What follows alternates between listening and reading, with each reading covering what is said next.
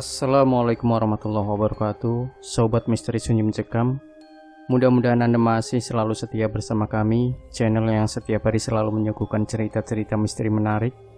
Dan kesempatan kali ini kami sudah menyiapkan sebuah kisah nyata misteri yang berjudul Tanpa Sepengetahuan Suami, Wanita Ini Lakukan Pesugihan. Malam-malam yang kulewatkan kini 180 derajat berubah. Aku jadi kepikiran omongan Pak Ranto dan mungkin tetangga lain yang bilang rumah ini angker. Kenapa aku tidak pernah tahu, padahal aku selalu menghabiskan tengah malamku duduk di sudut ruang tamu dan melanjutkan pekerjaan yang tak selesai di kantor. Pasti selama ini aku terlalu sibuk hingga tidak memperhatikan benar rumah ini.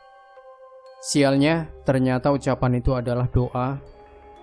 Ketika aku melamun di atas meja yang biasa aku pakai kerja, aku mendengar suara kelereng jatuh dan bergelinding di lantai. Arahnya dari pintu garasi yang berada di samping.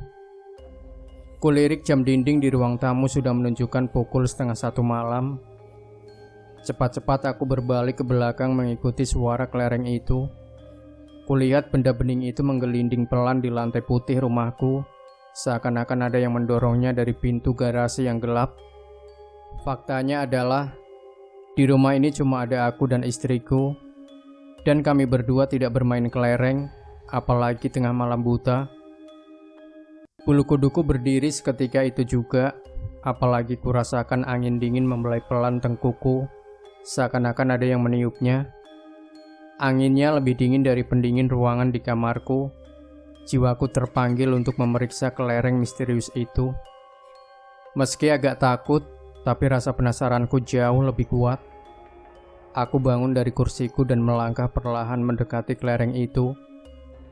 Rasanya perjalanan yang jauh dan menyeramkan. Atmosfer rumahku tiba-tiba berubah suram, layaknya rumah hantu.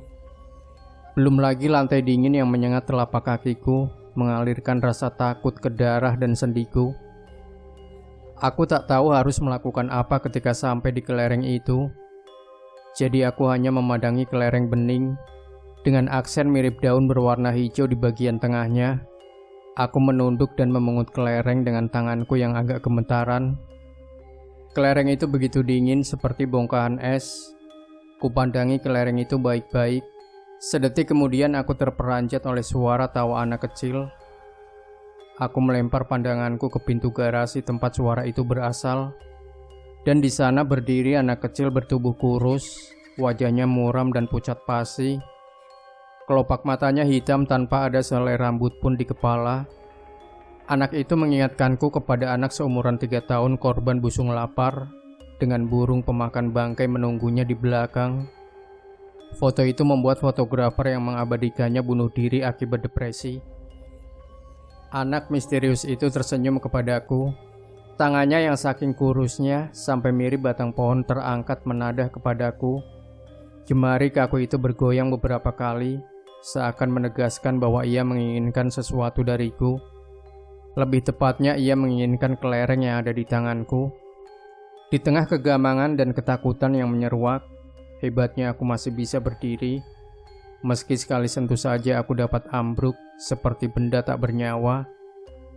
Senyum anak itu semakin lebar dan ia mendesis pelan. Senyuman itu membuatku sesak nafas dan mau pingsan saja. Aku bertanya siapa dirinya, namun anak itu tidak menggubris. Malahan ia lari menuju pintu garasi. Aku cekatan mengikutinya berbelok ke pintu garasi. Langkahku langsung berhenti seakan ada dinding menahanku. Anak itu menghilang tanpa bekas. Seakan ia hanya ada di imajinasiku saja. Namun suara tawanya masih berdengung di kepalaku. Lampu utama di ruang tamu menyala. Saat aku menoleh istriku berdiri di dekat saklar. Ia menatap aneh ke arahku lalu bertanya apa yang sedang aku lakukan. Kelereng di tanganku pun ikutan lenyap, berganti udara kosong di antara kedua telunjuk dan ibu jari. Aku bilang kepada istriku bahwa tidak terjadi apa-apa. Suaraku seperti terjepit di tenggorokan hingga aku harus berdehem untuk membenarkan pita suaraku. Istriku heran mengapa aku belum tidur. Padahal ia tahu benar bahwa keesokan paginya aku harus berangkat kerja. Aku tahu istriku curiga, namun tetap kutepis kecurigaan itu sebisa mungkin dengan mengatakan aku hendak menyusulnya tidur.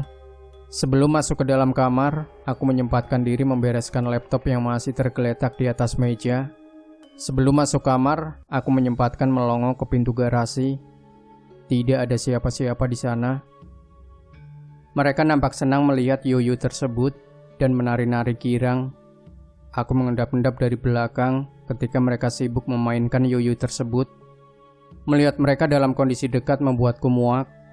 Lipatan kulit berwarna ungu di sekujur tubuh mereka menjijikan dan baunya bukan main. Seperti bangkai busuk. Rupa mereka anak-anak, tapi tubuhnya seperti kakek renta. Aku berdiri tepat di belakang keempat makhluk mengerikan itu. Tanpa menunggu lama, aku langsung membuka stoples dan mengucapkan mantra yang diberikan Pak Ranto. Suaraku mengagetkan mereka. Mereka takut dan mencoba lari, tapi terlambat. Satu persatu dari mereka tersedot ke dalam stoples bening yang kubawa. Aku memperhatikan mereka sambil tertawa puas. Rasakan wahai makhluk-makhluk parasit kasta bawah. Tidak butuh waktu lama untuk membuat mereka semua masuk ke dalam stoples itu. Buru-buru aku tutup stoples itu. Saat semuanya tersedot masuk, dalam hati aku bersorak-sorai melihat tertangkapnya tuyul-tuyul tersebut. Ini akibatnya kalau berani-berani mengganggu keluargaku. Keempat tuyul tersebut berlarian di dalam stoples. Mereka menangis dan ketakutan. Aku membawa masuk stoples itu untuk kuberikan kepada Pak Ranto. Keesokan harinya, mendadak langkahku dijegal oleh istriku di ruang tamu. Aku menyuruh istriku untuk tidur sambil menyembunyikan stoples yang berada di tanganku, tapi ia menolak. Rupanya ia tahu apa yang kusembunyikan. Tanpa banyak bicara, istriku memerintahkan aku untuk melepas tuyul yang sudah kutangkap tadi. Aneh. Bagaimana ia bisa langsung tahu perihal tuyul-tuyul ini? Loh, Bunda bukannya sudah tidur? Tanyaku kepadanya. Aku menyembunyikan stoples yang kubawa. Aku menyebut istriku gila karena menyuruhku membuang tuyul itu. Padahal aku sudah susah payah menangkap makhluk yang selama ini mengganggu rumah tangga kami. Aku benar-benar tak habis pikir kenapa ia bisa bicara begitu. Tapi yang jelas aku tidak peduli. Aku tak akan melepas tuyul ini. Istriku tetap bersikeras untuk melepaskan tuyul tersebut. Namun aku tidak menyerah begitu saja. Dengan suara keras aku menyadarkan istriku bahwa tuyul tersebut parasit di rumah ini. Tapi ia tetap berkali-kali mengatakan bahwa tuyul itu tidak bersalah dan tidak seharusnya diperlakukan seperti itu. Batinku berontak. Ada apa ini? Sepertinya istriku mengetahui apa yang selama ini tidak ku ketahui. Hati kecilku mengatakan ada sebuah rahasia kelam yang selama ini tersimpan rapi. Itu bukan tuyul ya? Istriku berbisik di tengah isaknya. Aku sama sekali tidak mengerti dengan istriku malam itu. Apakah ia sudah gila atau bagaimana? Aku tetap bersikeras membawa stoples itu ke lemari buffet dan menguncinya di sana. Tapi tubuhku sudah keburu lemas. Dari dalam stoples, samar-samar aku mendengar suara anak perempuan yang memohon untuk tidak disakiti. Dan suara itu memanggilku ayah. Suara-suara itu semakin banyak dan saling tumpang tindih. Salah satu suara yang cukup jelas terdengar mengatakan bahwa ia ingin bersama ibunya. Kuangkat stoples itu sempat setaraf wajah. Samar-samar kulihat keempat tuyul tersebut menatapku. Kali ini aku dapat melihat mata mereka yang mengiba kepadaku. Mereka semua anak-anakku. Istriku langsung bersimpuh di lantai, air matanya semakin derai. Kepalaku pening dan bayang-bayang hitam memenuhi pikiranku. Ulu hatiku sakit begitu teringat perjalanan tugas istriku yang tidak pernah aku tahu jelas. Yang aku tahu, istriku meninjau proyek ke lapangan dan keguguran yang selalu ia alami setelah perjalanan bisnis. Lalu istriku bilang, tuyul-tuyul yang kutangkap adalah anaknya. Ingin muntah saja rasanya. Pernah satu kali aku melihat tiket pesawat milik istriku yang semuanya berisi penerbangan menuju Solo. kemanakah sesungguhnya ia pergi, dan proyek macam apakah yang tidak selesai selama bertahun-tahun. Apa yang Bunda lakukan selama ini? Aku tak sanggup lagi memikirkan teka-teki ini, jadi aku tanyakan saja langsung kepadanya. Maafkan Bunda, Ayah. Ini Bunda lakukan untuk kehidupan kita juga. Tujuan Bunda ke Gunung Kemukus cuma untuk cari rezeki, bukan buat nyeleweng. Bunda juga udah sehati-hati mungkin, tapi terkadang ada hal yang terjadi di luar kuasa Bunda. Mau gak mau Bunda harus menggugurkannya, tapi ternyata mereka tetap datang ke Bunda. Tangis istriku semakin menjadi. Aku tak yakin ia bisa berbicara lebih jauh lagi. Tak perlu, aku sudah mengerti semua. Ternyata ada sesuatu yang mengerikan di balik kesuksesan ini. Aku merasa jijik kepada diriku sendiri dan istriku. Sehabis ini, mungkin aku tidak akan lagi menyentuh tubuhnya.